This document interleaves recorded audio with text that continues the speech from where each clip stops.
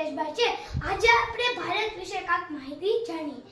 ભારત આપણો દેશ તે સ્વતંત્ર 15 ઓગસ્ટ 1947 માં થયો હતો। હાલમાં ભારતમાં 28 રાજ્યો આવેલા છે અને 8 કેન્દ્ર શાસિત પ્રદેશો છે। ભારતની ઉત્તર દક્ષિણની લંબાઈ 3214 કિલોમીટર છે। પૂર્વ પશ્ચિમની લંબાઈ 2933 કિલોમીટર છે।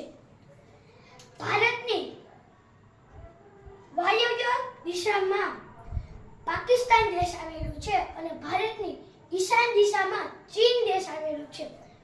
ભારતની વચ્ચેથી જે પણ રેખા નીકળે છે તેને કર્કવૃત રેખા કહેવામાં આવે છે। તે 30.5 ઉપરથી નીકળે છે।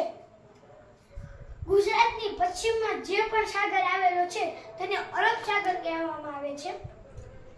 ભારતની દક્ષિણમાં જે સાગર આવેલો છે તેને હિન્દ મહાસાગર કહેવામાં આવે છે અને ભારતના 2 ટાપુ, પહેલું લક્ષદ્વીપ